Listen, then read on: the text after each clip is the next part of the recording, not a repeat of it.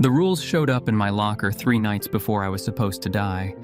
I found them folded into a square of notebook paper, the edges soft from handling, tucked behind my spare flashlight batteries like a message I wasn't meant to find until it was almost too late. I almost threw it away without reading it. My shift started at 10, and I was running a few minutes behind because parking near Central Avenue had been a fight, and by the time I got to the security office in the lower level of Cincinnati Union Terminal, I was already pulling on my jacket and thinking about coffee. The previous guard, Dwight Hoskins, had been moved off the account 3 weeks back. The supervisor at the agency had given me the standard line: reassignment, different client, nothing unusual. I hadn't asked follow-up questions. That was a lesson the Corps had started teaching me, and 22 years of contract security had finished. Something about the paper stopped me. How soft it was. How handled. Like someone had folded and unfolded it many times before finally leaving it where they left it. I stood at the locker with my jacket half buttoned and read it under the fluorescent light that buzzed faintly on the left side, and I read Dwight Hoskins' note from start to finish without moving. It said, "Between 2:30 and 3 a.m., do not enter the east corridor past the old baggage claim. If you hear train sounds from behind the sealed service door, do not investigate. Walk the other direction until you reach the rotunda. If you see passengers in period clothing, 1940s style, hats, overcoats, do not speak to them. Do not make eye contact. They cannot see you unless you acknowledge them first. The manifest will appear on the old ticket counter near Platform B at exactly 2:47. Do not touch it. Do not read the names.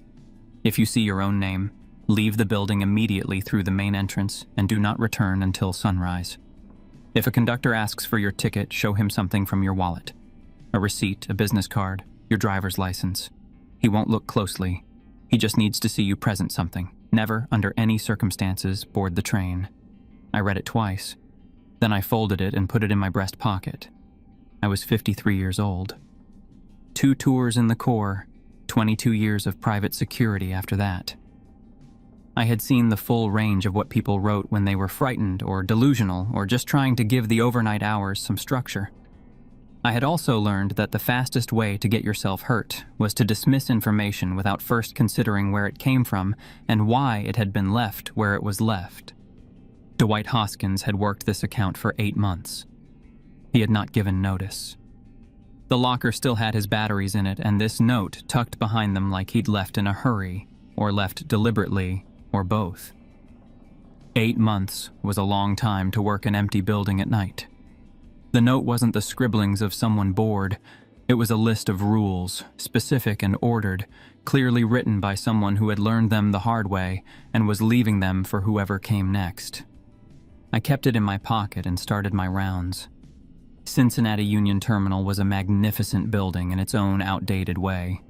Art Deco, 1933, the kind of place that had been grand in a previous era and was still trying to hold its dignity now.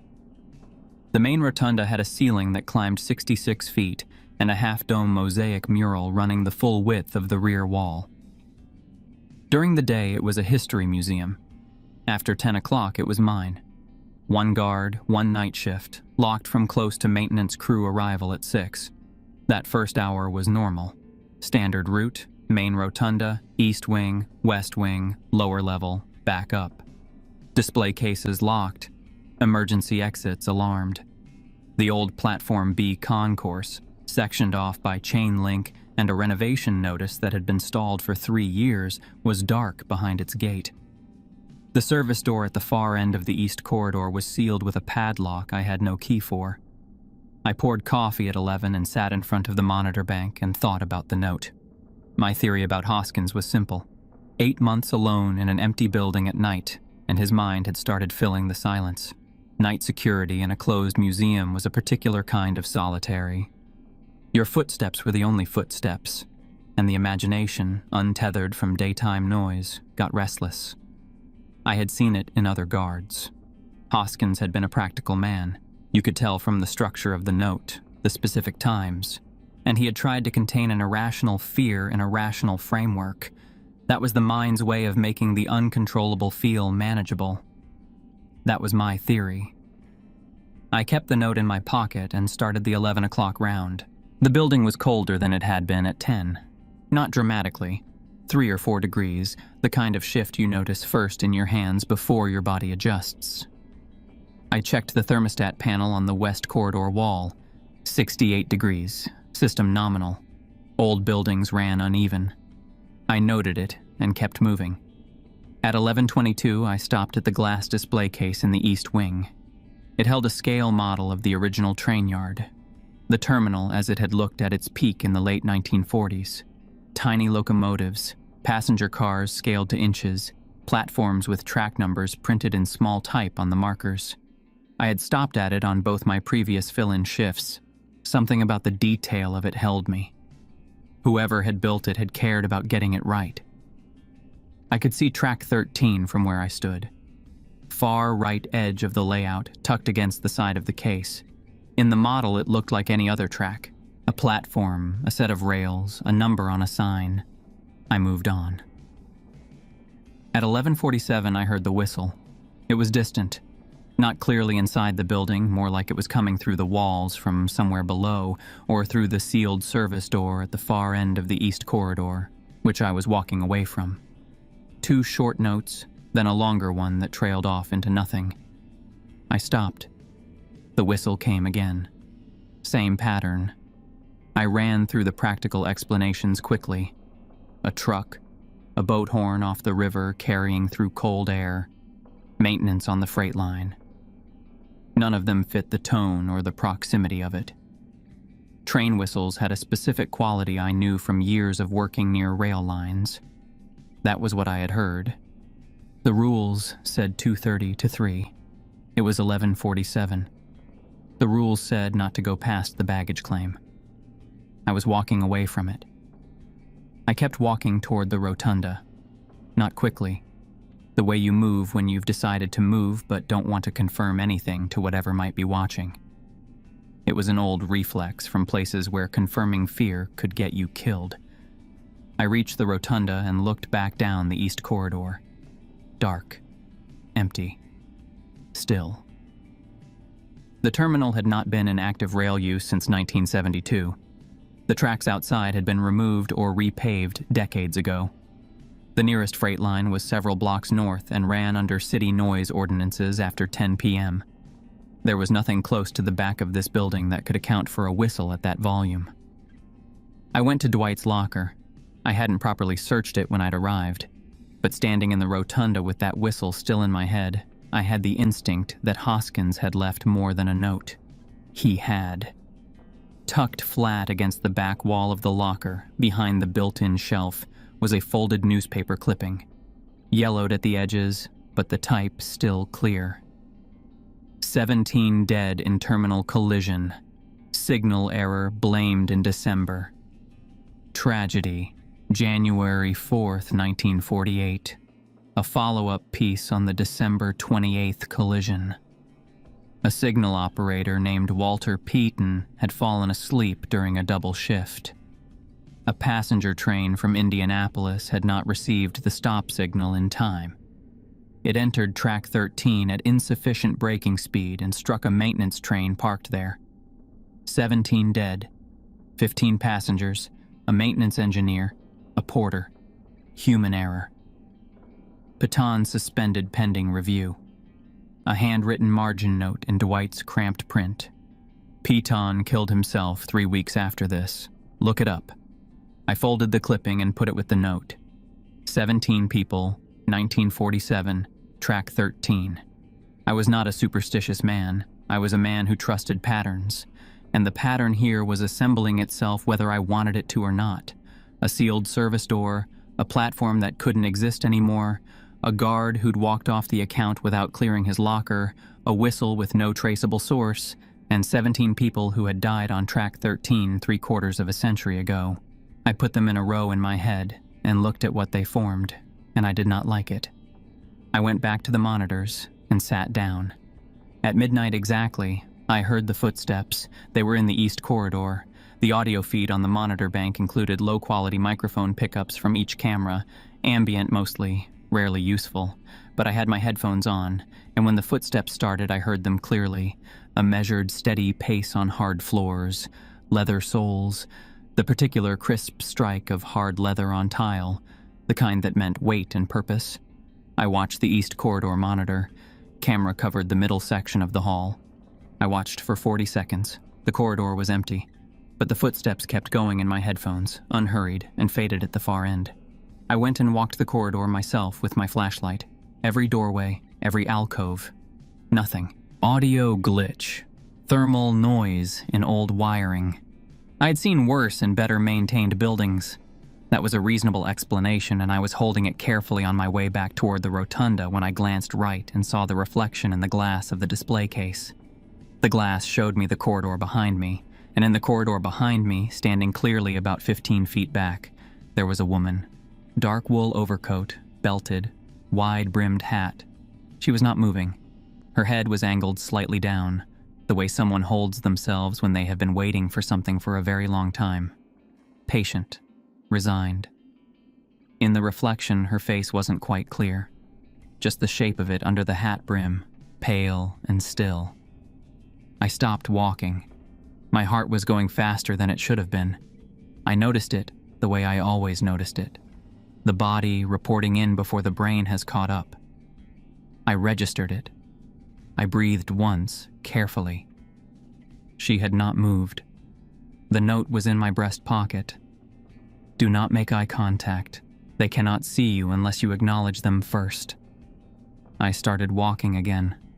Slow, measured, forward. I kept my eyes ahead and I did not look back at the glass. I listened for footsteps behind me and heard nothing but my own, and I walked until I was through the arch into the rotunda. I stopped, counted to 10, turned and looked back down the east corridor. Empty. No woman, no overcoat, no hat. The corridor stretched back to the display case, lit evenly, and there was nothing in it that should not have been there. I stood in the rotunda for a while. The mosaic mural curved above me in the dark, workers frozen in tile. The grand optimism of 1933 looking down at one man on a marble floor with a folded note in his pocket and a clipping about 17 people who had died on track 13. And I looked at that empty corridor, and I thought about what I had seen in the glass. I had 2 hours and 47 minutes until 2:47 a.m. For the first time since I'd come on shift, I was not dismissing anything. I gave myself 5 minutes in the rotunda after midnight, and then I made a decision. I was going to leave. Not because I was scared. I told myself that clearly, the way you tell yourself things when you need to believe them.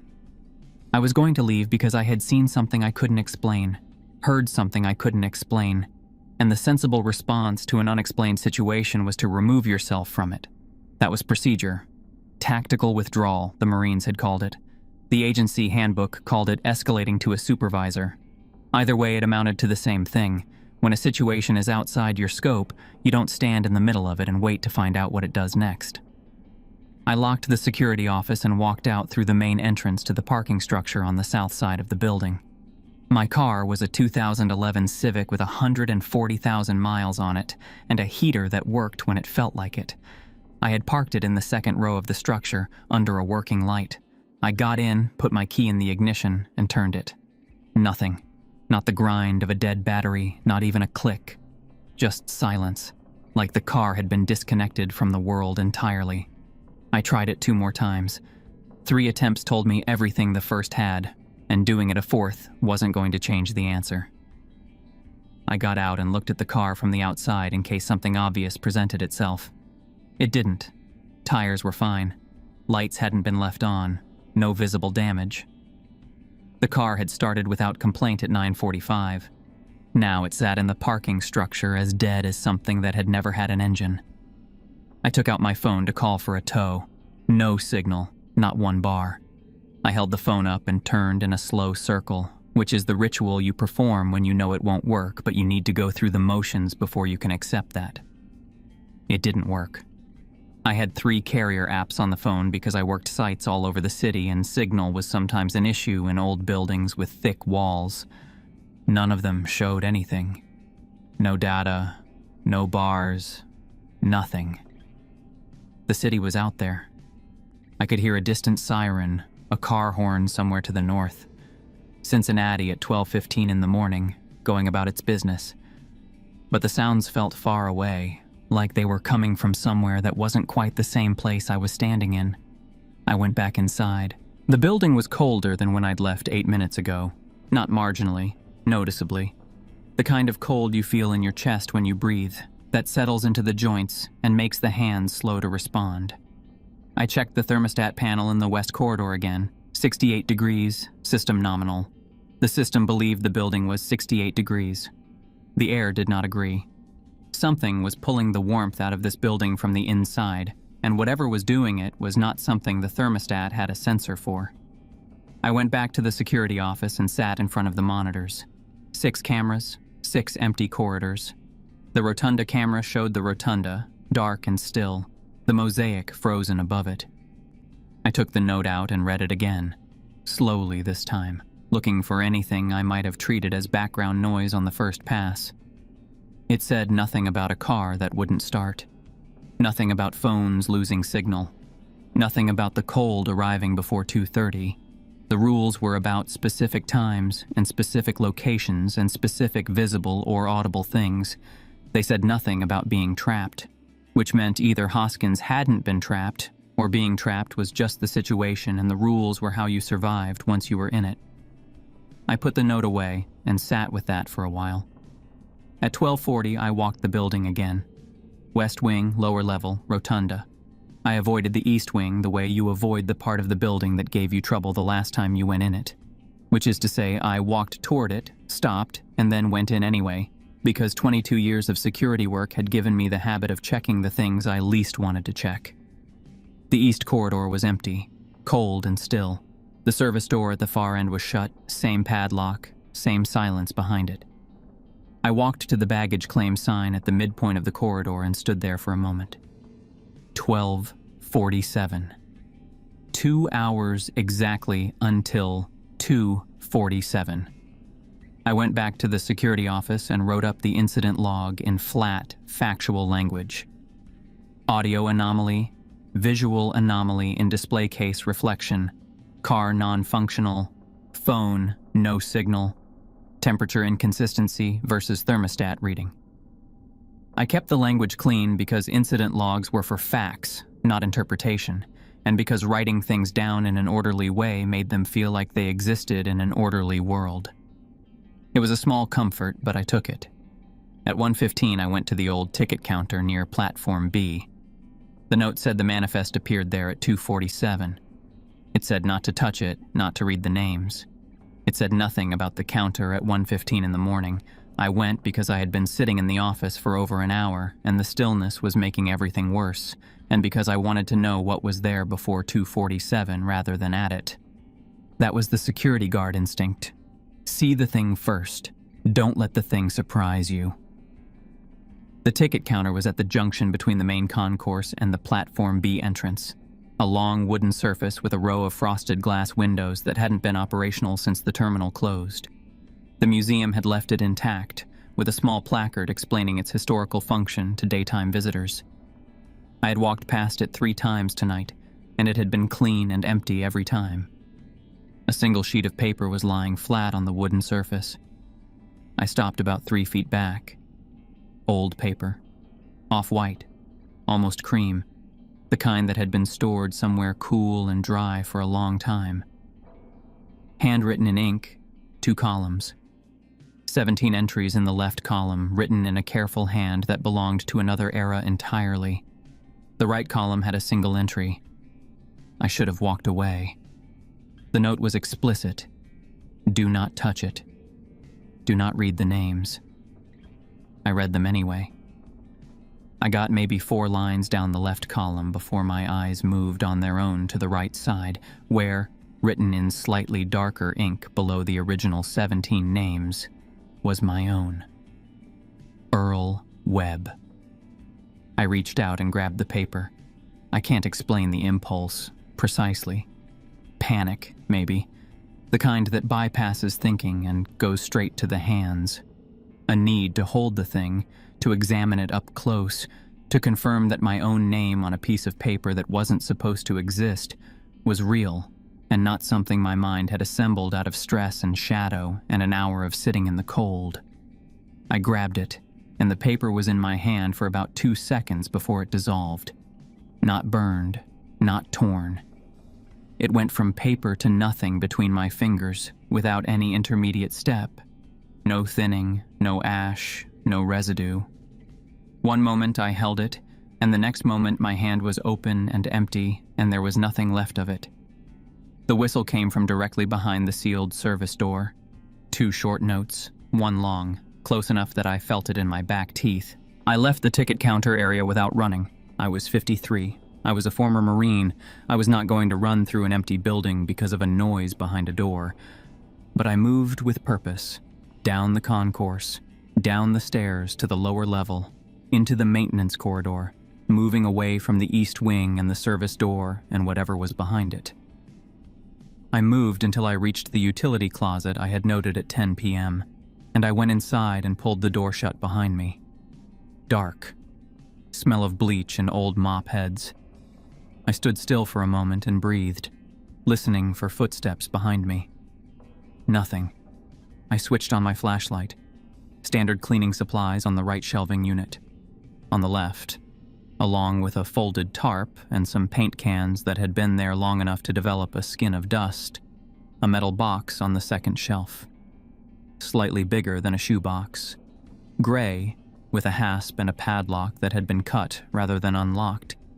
The severed padlock set aside on the shelf next to it. The cut looked old, but not ancient. Dwight's handwriting on a piece of tape on the lid. "Don't move this." I opened it.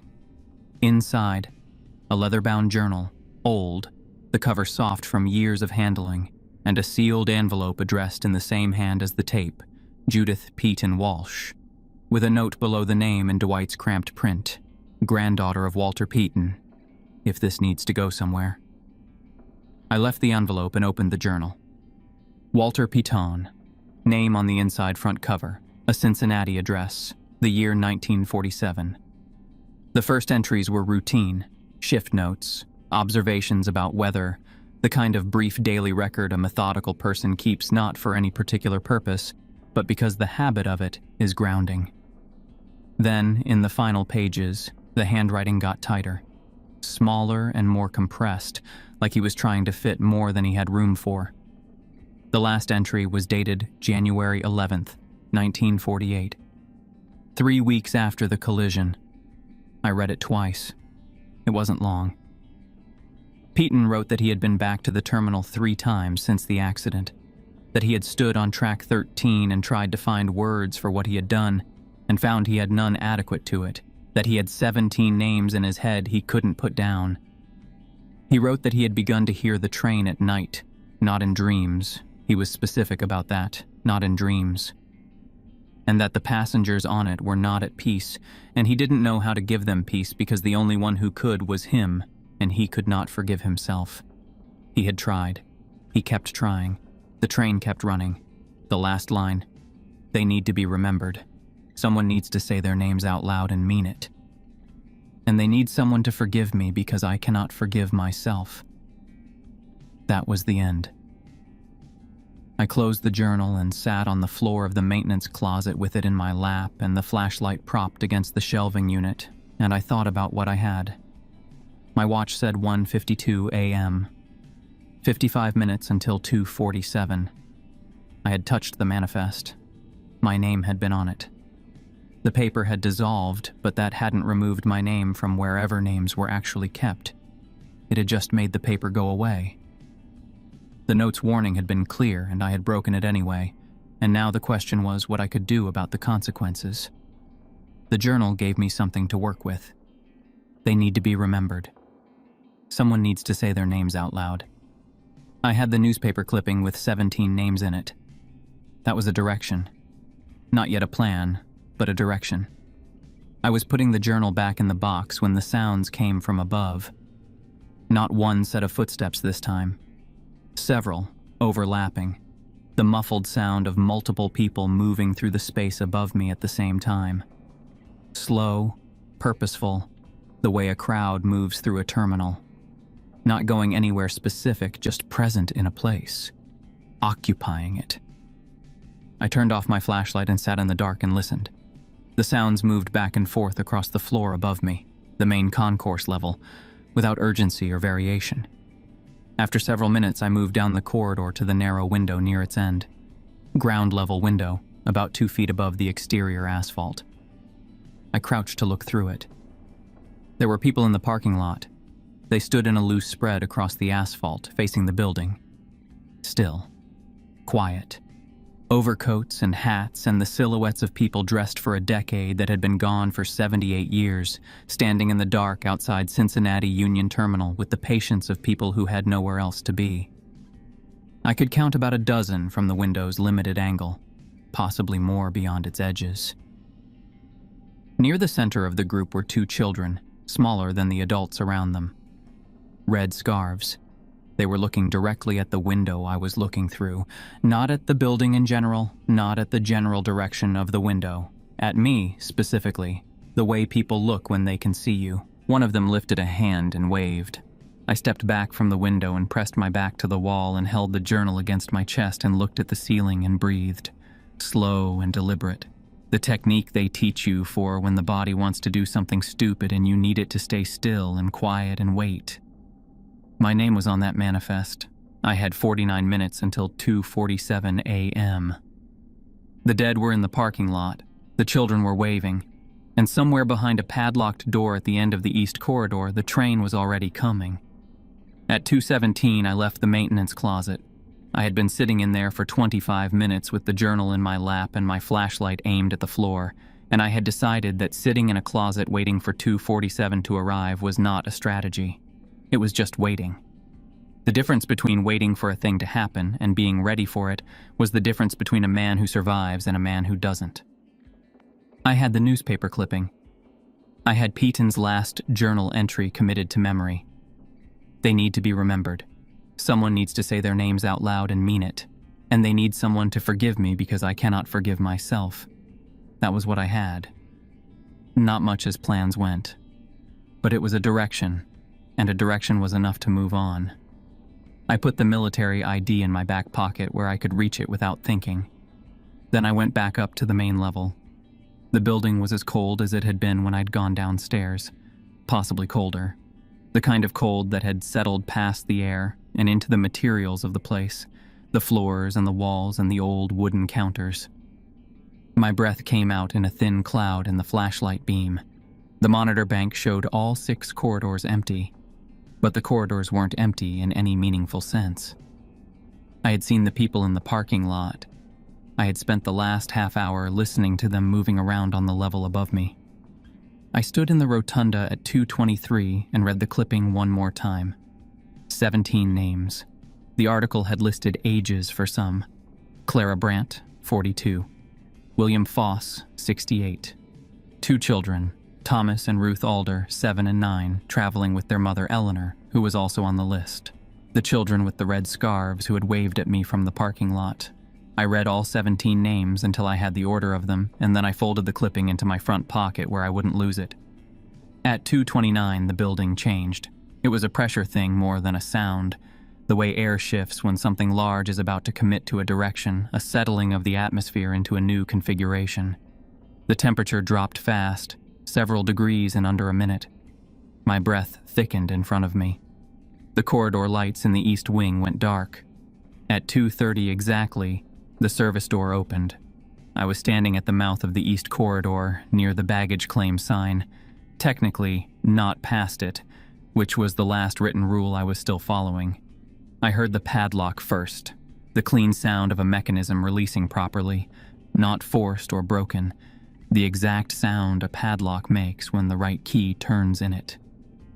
Then the door swung inward on hinges that did not resist. Warm light came through it. Not electric. Unsteady. Amber. The kind that comes from something burning at a distance. Platform light. I walked forward, past the baggage claim sign and down the last section of the corridor and through the open service door, because standing behind an imaginary line waiting to be collected was not a plan. I had the names. I had Peaton's words. I had the ID. I went through the door. The platform existed. That was the part that stopped me for a moment. Not the smell or the sound, but the simple solidity of the thing. The boards under my feet had resistance. The covered platform roof was intact above me. The smell was coal smoke and iron and something under those, something dense and closed, like a room that had been sealed against air for a very long time. Track 13 ran in both directions into the dark. Signal lights burned at the far end, green and amber, the old mechanical kind, and beyond them, moving steadily toward me, a headlight. I pressed back against the terminal wall and waited. The sound built from the left, the rumble you feel in the soles of your feet before you hear it properly, the weight of something massive moving at a controlled speed. The platform shook in small, even intervals. Steam preceded the locomotive, rolling down the platform in warm white clouds carrying the coal smell thick. The headlight swept the platform as the train came around the slight curve of the track. The locomotive came into the platform at 2:47, a Baldwin Pacific. I didn't know locomotives by type, but I knew scale and purpose, and this was enormous and purposeful and deeply, precisely real. The drive wheels were taller than I was. The whole machine moved with the precision of something that had been running this same arrival every night for 78 years and had the routine perfectly managed. The wheels ground against the rails with a sound that went through your chest like low music. Steam shot from the pressure vents. The locomotive slowed, the brakes working, and the 6 passenger cars behind it drew up along the platform and came to rest. The train stopped. For a moment, nothing happened. Then the doors opened, car by car, from front to back, and the passengers came out. They descended the steps the way people come off a long trip, without hurry, with the settled ease of people glad to have solid ground. Men in overcoats and felt hats. Women in wool coats, some with their collars up. A few people carrying cases. They moved onto the platform and looked around at the terminal the way passengers look at a station when they arrive somewhere, orienting themselves, taking in their surroundings. Then, one by one, they looked at me. Not all at once. Each person stepped onto the platform, found their footing, and eventually turned to where I was standing against the terminal wall. Not with hostility, with recognition, the way people look at someone they were told to expect. My name had been on the manifest, and whatever that meant about visibility, it had taken effect. I kept my eyes down and didn't fix on any individual face. The rule about eye contact was still the rule, and I had no reason to abandon it. The conductor came off the locomotive last. He stepped down from the cab and walked the length of the platform toward me. Tall, well over 6 feet, in a 1940s railroad uniform.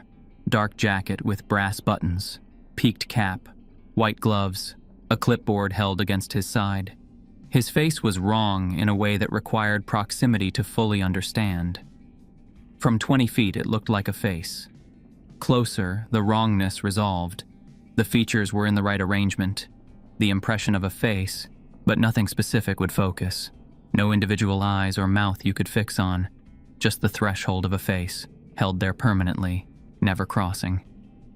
He stopped in front of me. "Ticket," he said, flat and even.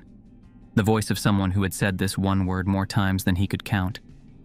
I took out the military ID, Department of Defense issue, photo identification, my name and service number and branch, and I held it out. He took it. He looked at it.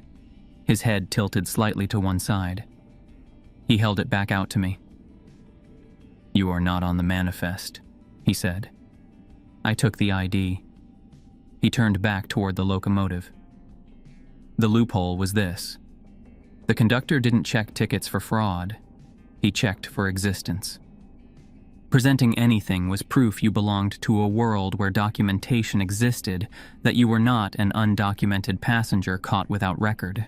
And presenting my name specifically had told him something more. Whoever Earl Webb was in his ledger, this credential said I was already accounted for. He had processed it and moved on.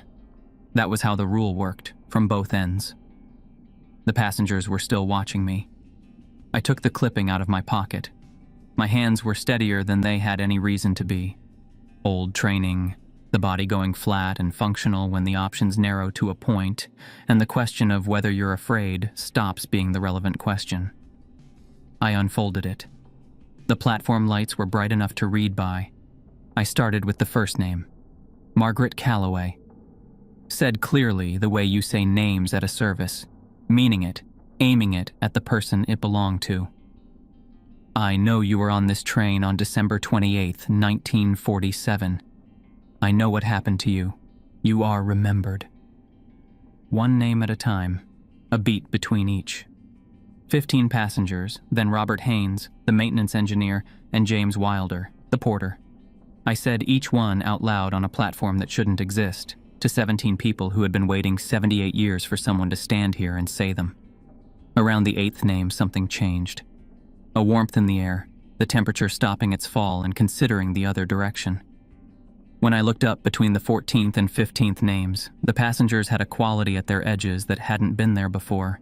A faint light at the outlines, the way figures look in peripheral vision when you're not quite looking directly at them.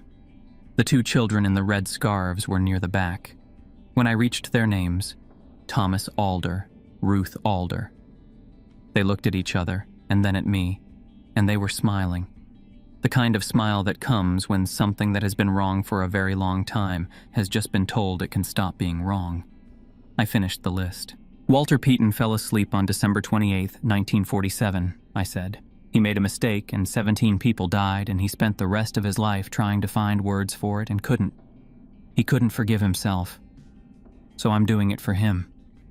I was a 53-year-old security guard saying this on a ghost platform in the middle of the night, and part of me was aware of how it sounded.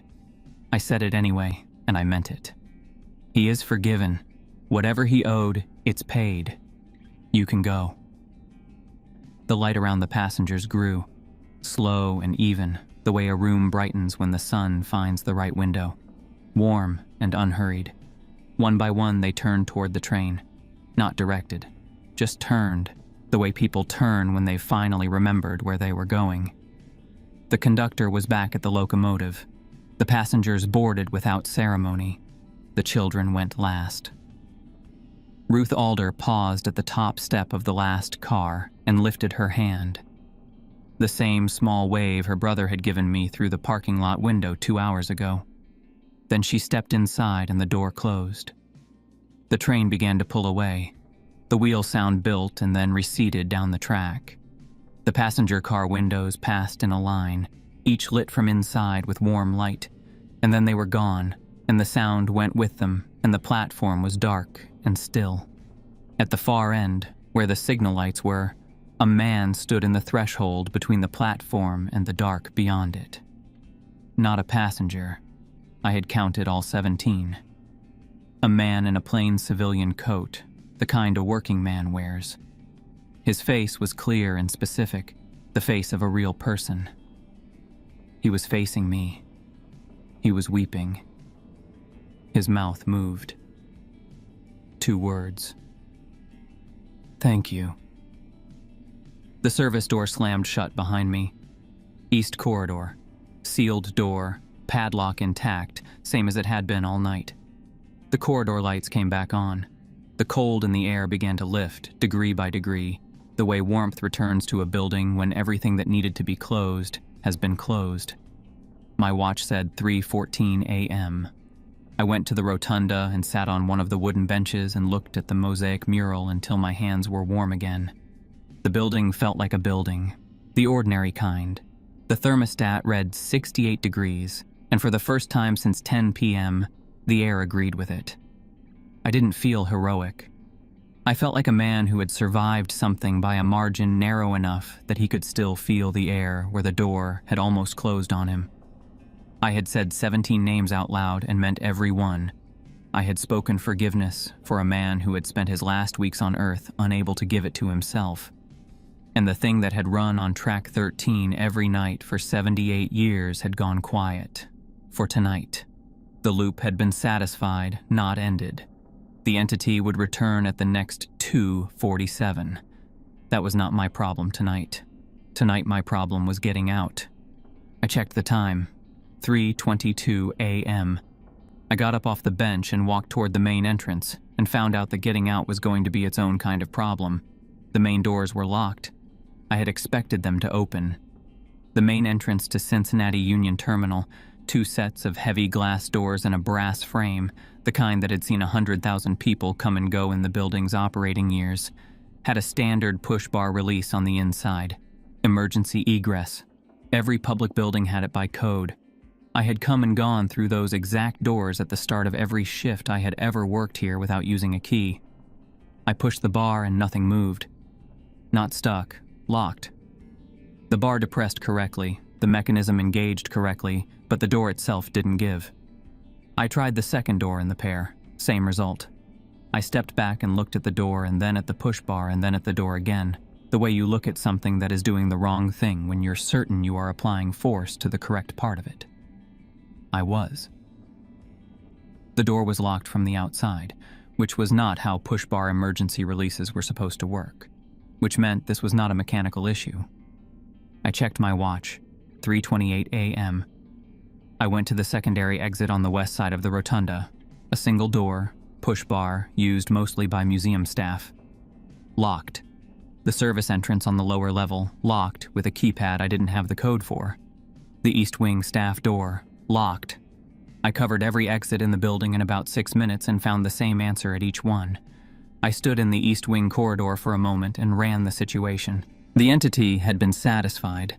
I had watched the train pull away, watched Walter Peaton mouth his thank you from the threshold of the dark, felt the cold lift from the air as the service door shut behind me. The temperature was normal.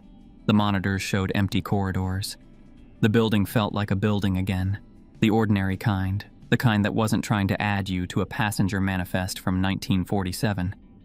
But the building had decided I was staying in it, and the locked exits were not a coincidence and not a malfunction and not a situation I was going to talk myself into a comfortable explanation for. Then I heard the whistle. One long note. Not the too short one long pattern of the train arrival, just a single sustained sound, low and clear, coming from the direction of the service door at the end of the east corridor. I looked down the corridor. The service door was glowing, not the warm amber platform light I'd seen when it opened at 2:30. Something quieter than that. A thin line of pale light at the base of the door, the kind you see under a door when the room on the other side has something on. Faint, even. Steady. Just enough to confirm that whatever was behind that door was still present, still operating, still running on a schedule that had nothing to do with whether I had addressed the passengers or spoken the names or done everything right on the platform. The loop had been satisfied. It had not been ended. The entity was still there, and the building still belonged to it in some way I didn't have language for, and it had locked the exits. The note hadn't covered this. Hoskins's rules were about surviving the 2:47 window. They did not address what happened in the hours on either side of it when the entity was between cycles and apparently still paying attention. I needed to get out before I found out what the between cycles version of this thing did when it had a living person trapped in the building with nothing else to do.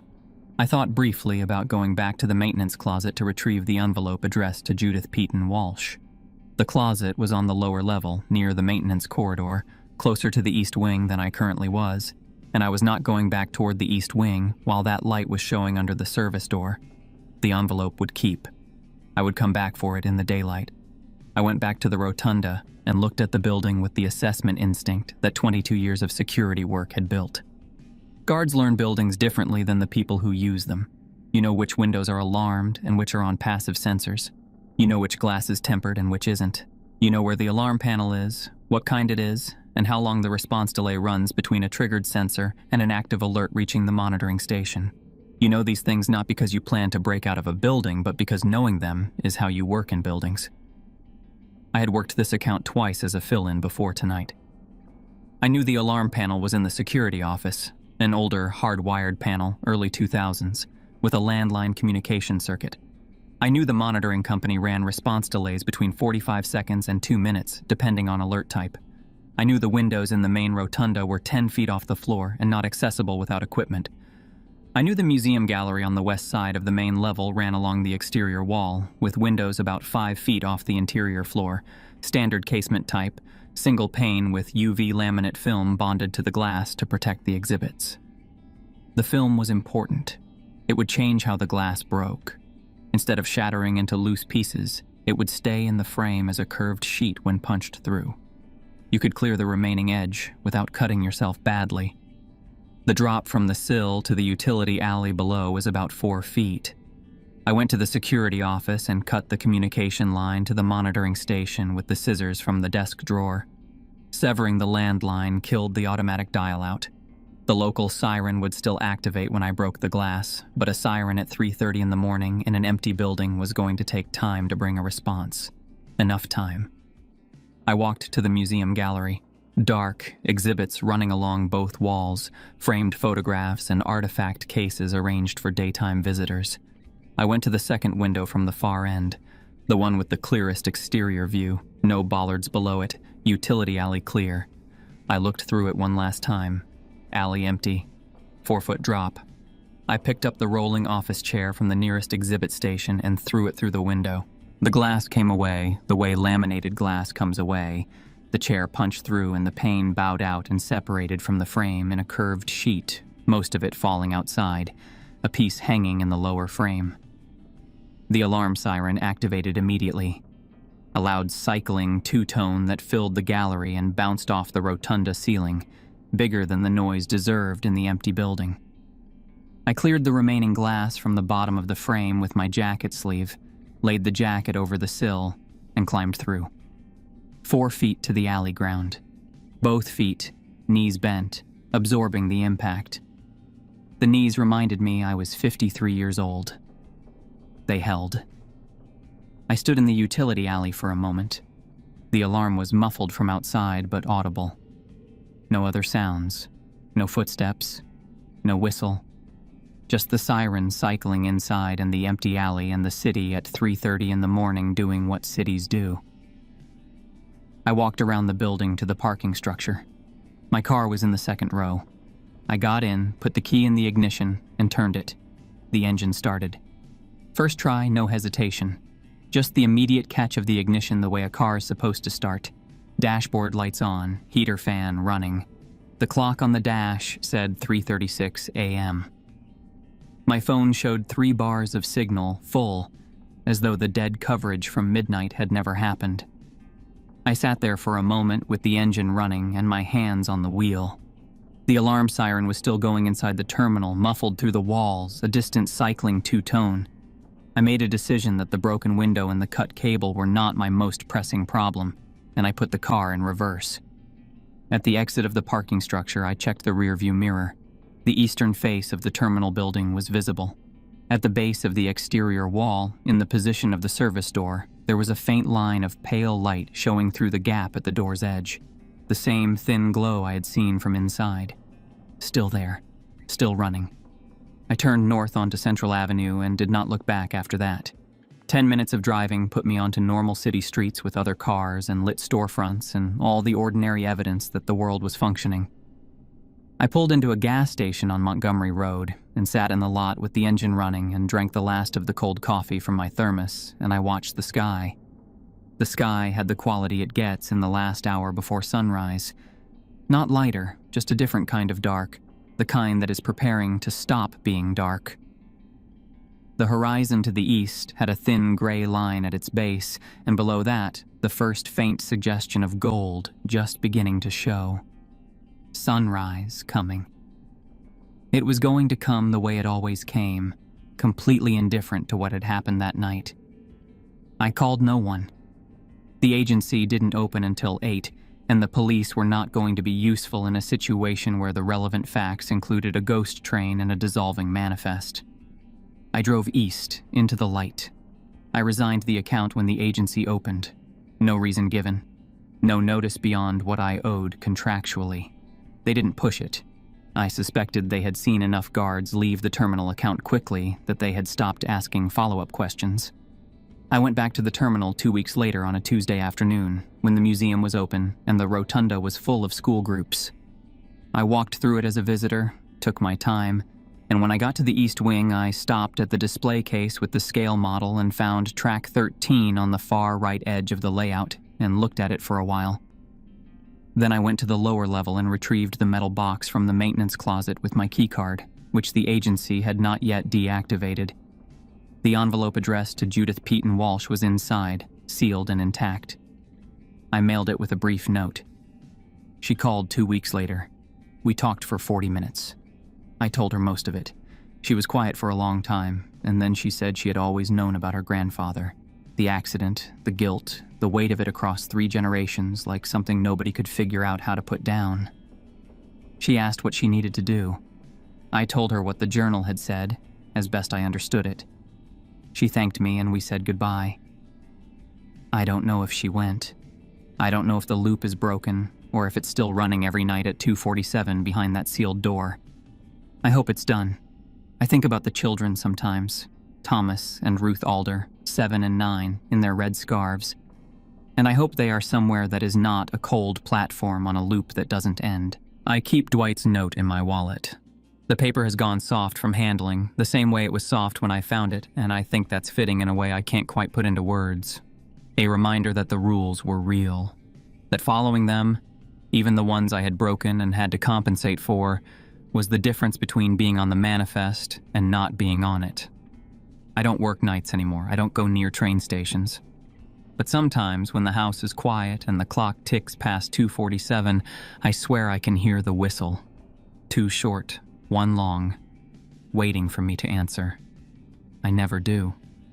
That's how I survive.